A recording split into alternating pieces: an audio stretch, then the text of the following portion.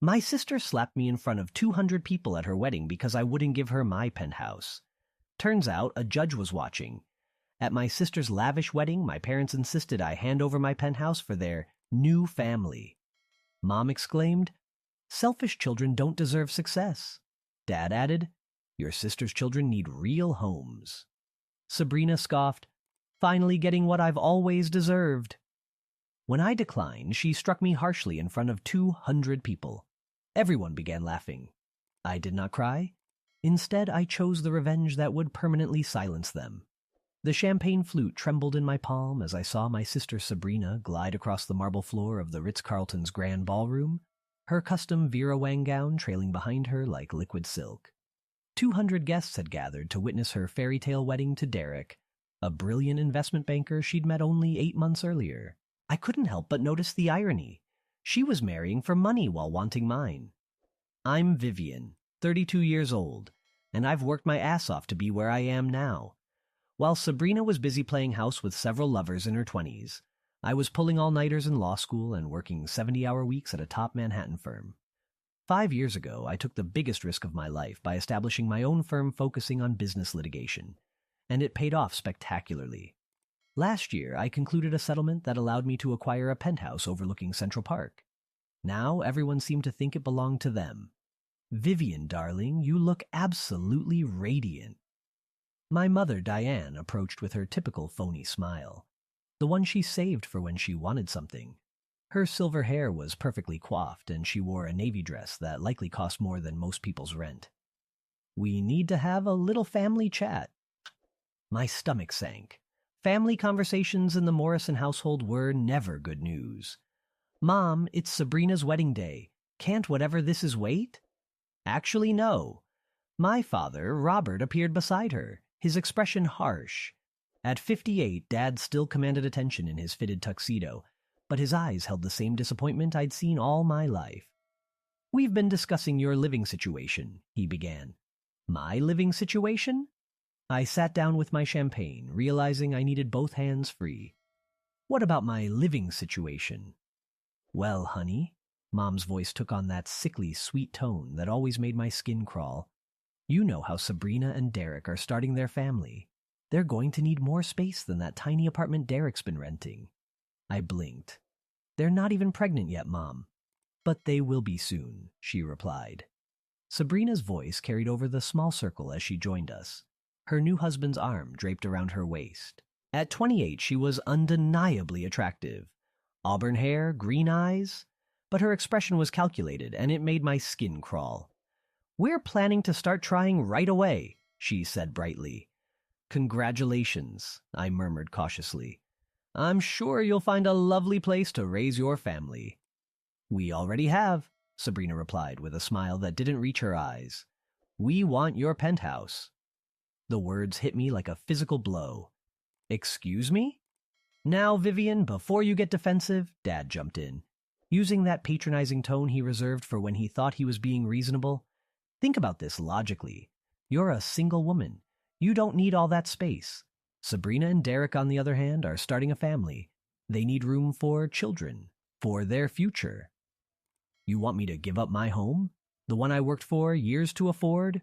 "Not give up," Mom corrected hastily. "Trade. You could take Derek's apartment. It's perfectly adequate for one person."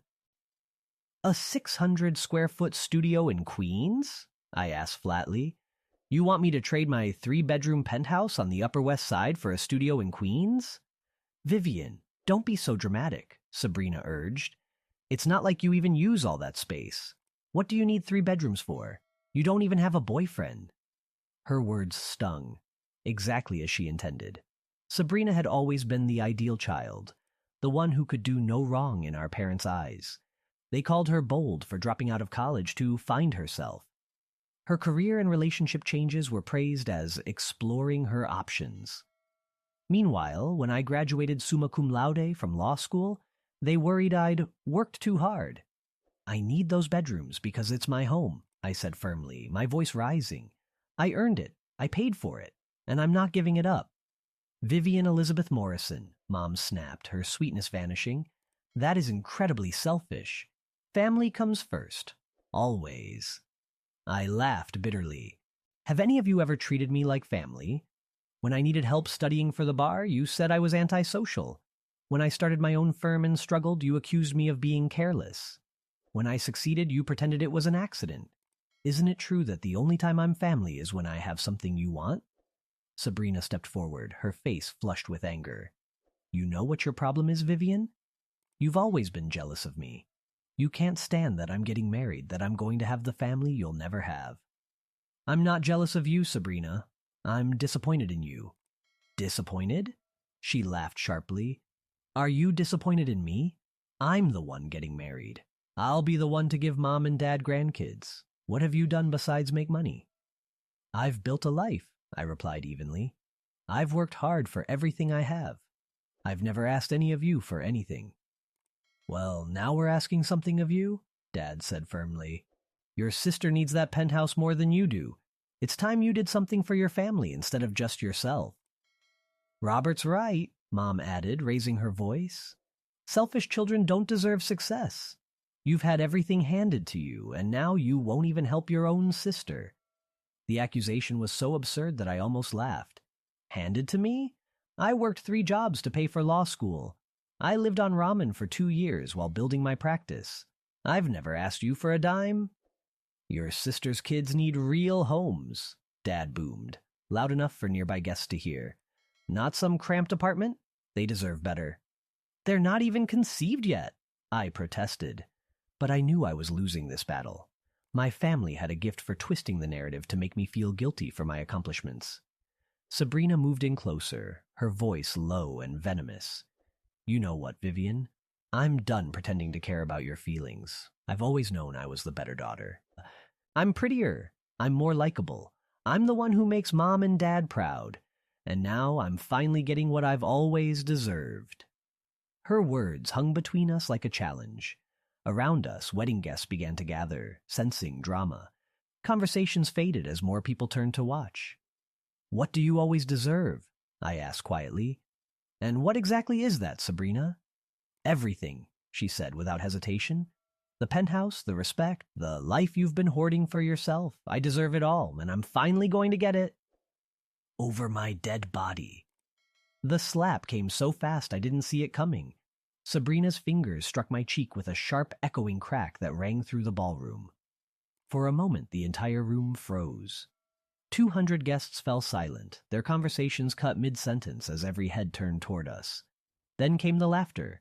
It started with a few giggles from Sabrina's friends, the ones who'd always looked down on me for being too serious, too work-focused.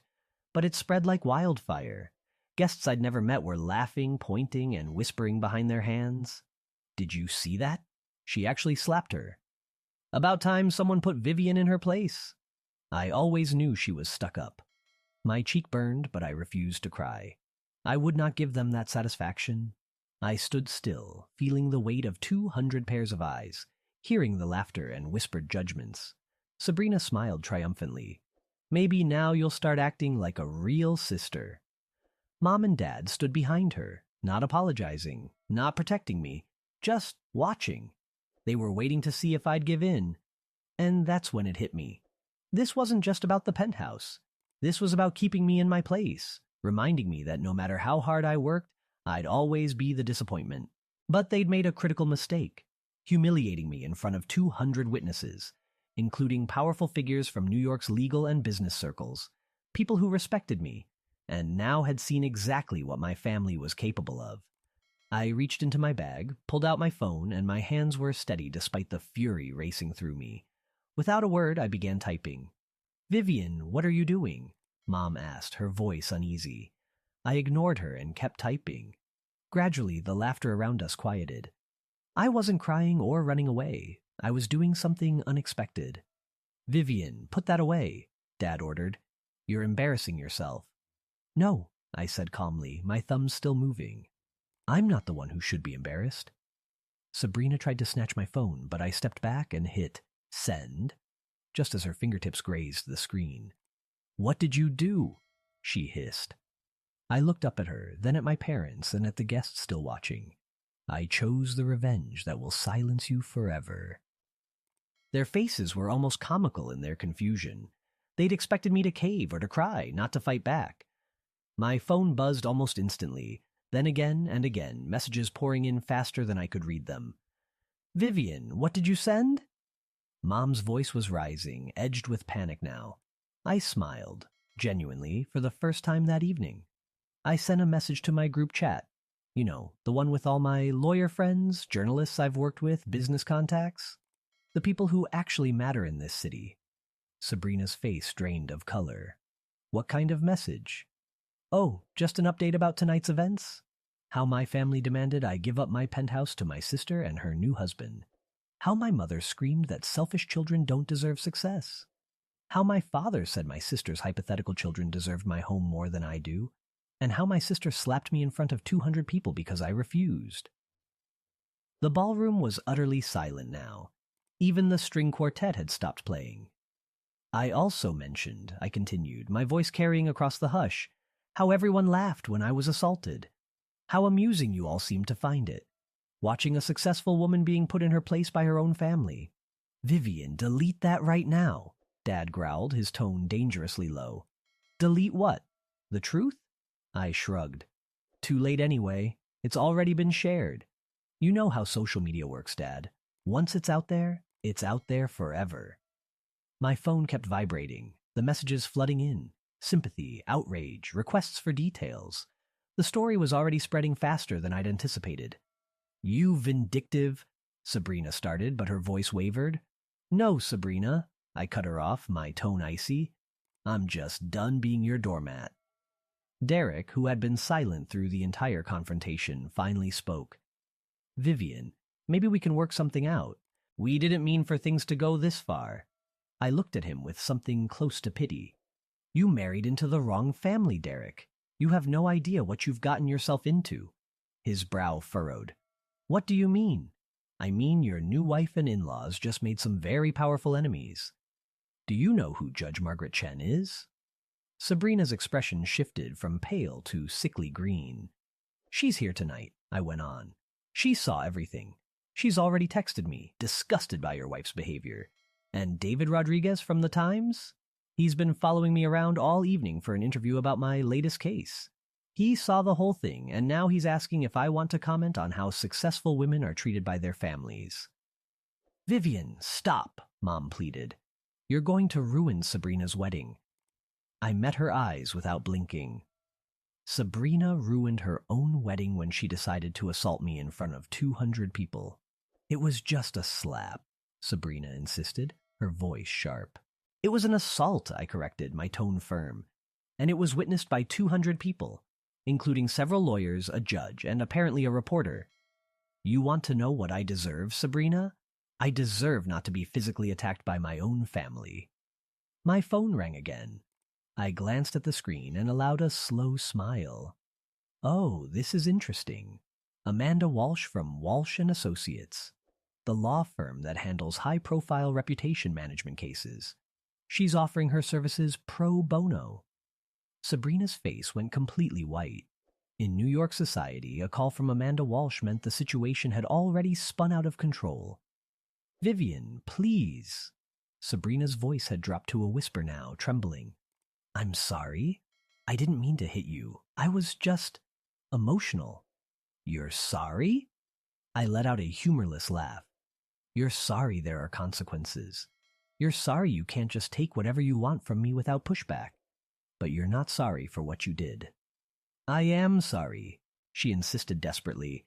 "I'll apologize publicly. I'll tell everyone it was a mistake. Too late for that. The damage is done." And it was.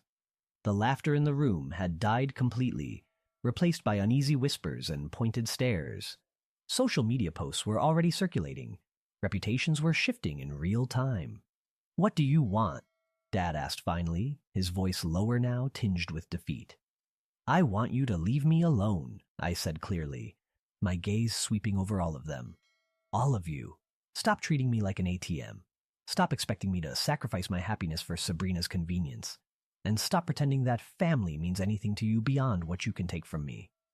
"Vivian." "We're still family," Mom murmured, her voice soft, almost pleading. I shook my head. "No family doesn't demand you give up your home. Family doesn't scream at you in public. Family doesn't assault you at a wedding. Family supports each other, celebrates each other's successes, and treats each other with respect. You've never done any of those things for me." My phone buzzed again. This time it was a text from my assistant. "Vivian, TMZ is calling. They want to know if you're the lawyer who was assaulted at the Ritz-Carlton wedding. What do I tell them?" I turned the phone so everyone could see the message. "TMZ is calling. This is about to become a very public story." Sabrina's composure broke. Tears spilled down her perfectly made-up cheeks. "Vivian, please. This is my wedding day. Don't ruin it." "I'm not ruining anything, Sabrina. I'm just refusing to be your victim anymore." "What can we do?" Derek asked, his voice tight with desperation. "How do we fix this?" "You can't fix this," I told him, my tone steady. "This is who they are. This is what they do. They take and take and take until there's nothing left. And when you finally say no, they attack you for it." The ballroom was beginning to empty as guests made polite excuses, slipping away from what was clearly a family disaster. Sabrina's perfect wedding was unraveling before her eyes, and no one wanted to be caught in the fallout. "The penthouse is mine," I said quietly but firmly. "I earned it, I paid for it, and I'm keeping it. If you want to live somewhere nice, Sabrina, get a job. Work for it, like I did." "I can't believe you're doing this," she whispered. "I can't believe it took me this long," I replied. I turned to leave, but Dad grabbed my arm. "Vivian, wait. We can work this out. Family counseling, mediation, whatever you want." I looked down at his hand, then back up at his face. "Let go of me, Dad." He released me quickly, perhaps realizing that after what had just happened, any physical restraint could have consequences. "There's nothing to work out," I said coldly. "You made your choice tonight. You chose Sabrina over me, just like you always have. You chose her convenience over my hard work, her demands over my boundaries. And when I said no, you chose to watch her assault me rather than defend me." "We didn't know she was going to hit you," Mom insisted weakly. "But you didn't stop her. You didn't apologize. You didn't even check if I was okay," I said, my voice flat. "You just stood there and let it happen." I turned toward the exit, my heels clicking sharply against the marble floor. Behind me, I could hear Sabrina's muffled sobs, Mom's frantic whispers, and Dad's low, angry muttering. But I didn't look back. At the door, I paused for one last glance. The grand ballroom now looked like the aftermath of a disaster. Guests clustered in small groups, whispering and pointing, the bride in her ruined makeup, the groom looking stunned, my parents trying in vain to contain the damage. "You know what the funny thing is?" I said loudly enough for the whole room to hear. "I would have helped you, if you'd asked nicely, if you'd come to me with respect, if you'd treated me like family instead of like a bank account. I might have even helped with a down payment on a new place." A hush fell over the few who were still lingering. "But you didn't ask for help," I continued. "You demanded my home. You screamed at me, insulted me, and then physically attacked me when I said no. So now, you get nothing." With that, I walked out of the Ritz-Carlton with my head held high, leaving behind the wreckage of my sister's wedding and my family's reputation. The elevator ride down felt endless. Even with the doors closed, I could still hear the muffled chaos above. Voices raised, chairs scraping, hurried footsteps. When I stepped into the quiet lobby, the night manager, a distinguished gentleman in his 50s, approached with concern. "Ms. Morrison, is everything all right? We heard there was some commotion upstairs." I forced a polite smile. "I'm fine, thank you. Just family drama?" He nodded, though the curiosity in his eyes was unmistakable. By tomorrow, the incident would be circulating through the Ritz staff grapevine, and no doubt through other luxury venues across the city. In New York's upper circles, scandal traveled fast. Outside, the crisp October air hit my face like a second slap, a cruel reminder of the one still burning on my cheek. I stood for a moment on the sidewalk, watching traffic move along Central Park South, trying to process what had just happened. Part of me couldn't believe I'd finally done it, stood up to them without backing down. The other part wondered why it had taken me so long. My phone rang. Riley, my closest friend, a prosecutor I'd met in my first year at the firm, was on the line. "Vivian, what the hell is going on? I just saw your group message, and now there are photos all over Instagram. Did Sabrina really hit you? She did, I answered, starting to walk toward the subway, needing to move and burn off the adrenaline. Holy, are you okay? Do you want me to come over? I'm fine, Jess. Actually, I'm better than fine. I think I'm finally free. Free? Riley echoed, the disbelief in her voice clear. Yes, free from pretending they're actually my family. Free from feeling guilty about my success. Free from walking on eggshells every time I'm around them. There was a pause on the other end. Vivian. You know this is going to get messy, right? Like, really messy. I know, I said, weaving through the late-night crowd. But I'm tired of being the one who always has to clean up their messes. Let them figure it out for once. What about your parents? They're going to be devastated. I stopped walking for a moment, my breath visible in the cold air.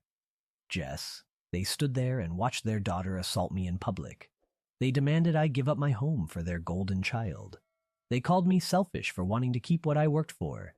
When exactly am I supposed to start caring about their feelings? You're right, she said softly. I'm sorry. I just know how much family means to you. Family means everything to me, I admitted. But they stopped being my family a long time ago. I was just too blind to see it. When we hung up, I decided to walk home instead of taking the subway. I needed the time, 40 blocks from Midtown to my Upper West Side condo, to process what had just happened and what would come next.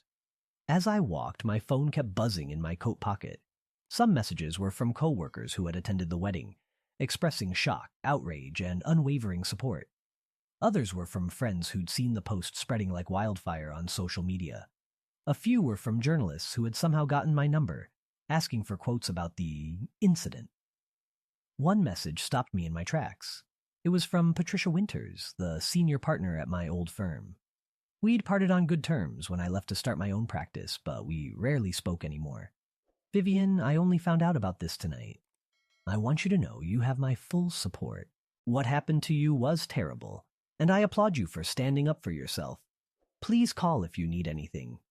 Reading her words, I felt tears prick at the corners of my eyes for the first time that night. Not tears of pain, but of gratitude. Here was someone with no obligation to help me, offering kindness simply because it was the right thing to do. It hit me then just how wrong my family had been about me all these years. They'd painted me as selfish, obsessed with money and status. But the messages flooding in told a very different story. One of a woman who mentored younger associates, took on pro bono cases for domestic violence victims, and still volunteered at legal aid clinics despite working 80-hour weeks. By the time I reached my building, I had over 200 unread messages and missed calls. When I stepped into the lobby, Luis, my doorman of 15 years, looked up from his desk, concern etched on his face. Miss Vivian, are you okay? You look like you've had a rough night. I managed a tired smile. I've had better nights, Luis, but I think things are going to get better from here. That's good to hear, he said warmly. You deserve all the happiness in the world. In the elevator, I caught my reflection in the mirrored walls. My cheek was still flushed from Sabrina's slap, my hair slightly mussed, makeup smudged, but my eyes were sharp and steady. I looked like someone who had been through a battle, and come out stronger. Stepping into my penthouse, I felt the familiar sense of relief wash over me. The floor-to-ceiling windows opened onto a glittering view of the city, lights twinkling like stars against the dark. This was my space, my accomplishment, my home, and no one was ever going to take it away from me. I poured myself a glass of wine and sank into the couch. Finally, I allowed myself to scroll through the social media posts from the night. Someone had recorded the exact moment Sabrina slapped me, probably thinking it would be funny, and posted it to Instagram. The clip had already been shared hundreds of times, comments ranging from outrage to solidarity. This is disgusting. Who hits someone at a wedding? One comment read, another said, that lawyer is my hero for refusing to back down. And then, the sister is entitled AF. Whether family or not, assault is assault. Scrolling further, I recognized names from New York's legal community, influential business leaders, even a few celebrities, all weighing in publicly. The narrative had already shifted beyond Sabrina's wedding. It was now a broader conversation about entitlement, success, and how women are treated by their families. My phone rang again. Jenna, my assistant, calling from her personal number. "Vivian, I'm so sorry to bother you on a Saturday night," she began. "But I've been getting calls all evening. The office voicemail is full, and reporters are calling my personal phone for statements." "What kind of reporters?" I asked. "Everyone. Local news, Page 6, TMZ, even CNN. This story is everywhere." I closed my eyes briefly, exhaustion settling in. "And what are they asking?" "They want to know if you're pressing charges, if you're planning to sue, what your relationship with your family was like before this. Some are even asking about your law practice and your dating life." Of course they were. A successful, single woman being attacked by her married sister was the kind of angle the media couldn't resist. "Jenna," I said, leaning back against the couch, "I need you to draft a statement. Keep it simple and professional. Something like, Morrison is grateful for the outpouring of support she's received. She is focusing on her work and her clients at this time, and will not be making any further public comments about this private family matter." "Got it," she replied. "Should I mention anything about pressing charges?" I paused. Truthfully, I hadn't even thought about filing charges. Sabrina's slap had been meant to humiliate, not to injure. But Jenna's question reminded me that I had options. "Don't mention charges either way," I decided. "Let's keep our options open." When we hung up, I realized how hungry I was. I hadn't eaten a single bite at the wedding, too preoccupied with the impending blow-up. I ordered Thai food and set my phone aside for a moment, letting the silence fill the room. By the time my dinner arrived, the story had exploded on social media. The Instagram video of the slap was on multiple gossip accounts, racking up thousands of views in hours. But what caught my attention more were the long-form posts. A feminist blogger dissecting how women are expected to sacrifice success for family. A family therapist writing about toxic family dynamics. A legal expert breaking down New York's assault laws. My story had already evolved beyond personal drama. It had become a cultural talking point. Sabrina's Instagram, which hours ago had been a curated stream of wedding bliss, was now flooded with angry comments. People were calling her entitled, abusive, spoiled. Her carefully chosen wedding hashtag, #Sabrina and Derek Forever, was being used to circulate the video of her hitting me. I almost felt a twinge of pity for her. Almost. But then I remembered the smug look on her face after the slap. The way she'd declared she was finally getting what she deserved. Any sympathy vanished. Between bites of pad thai, my phone lit up with unexpected calls. My college roommate, someone I hadn't spoken to in years, phoned to say she was proud of me. A cousin on my father's side, long estranged from the family, shared her own stories of being mistreated. Even my old high school guidance counselor reached out after seeing the headlines. Then came the most unexpected call of all, from Judge Margaret Chen. "Vivian, I hope you don't mind me calling. I got your number from the court directory. I wanted to personally apologize for what I saw tonight.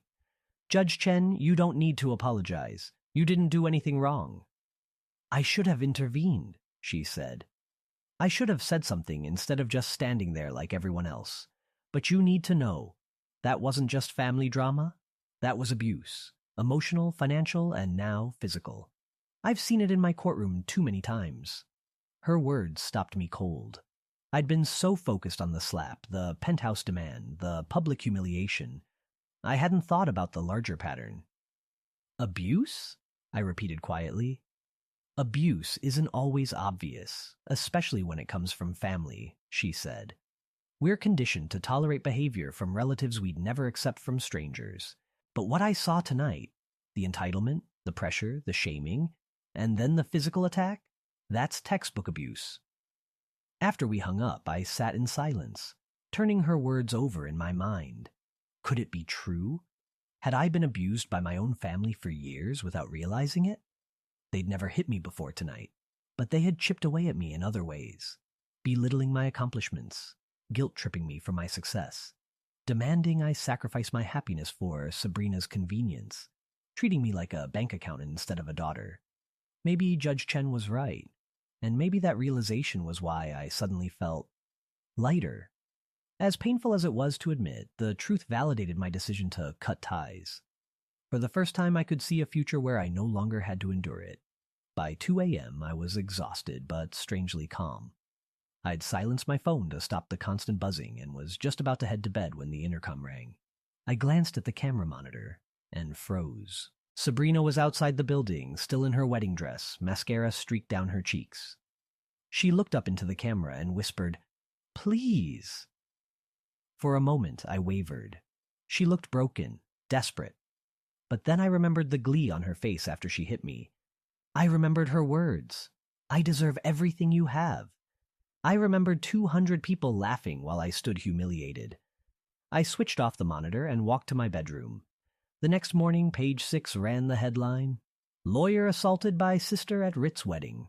The article detailed everything, from my family's demands for my penthouse to the public slap.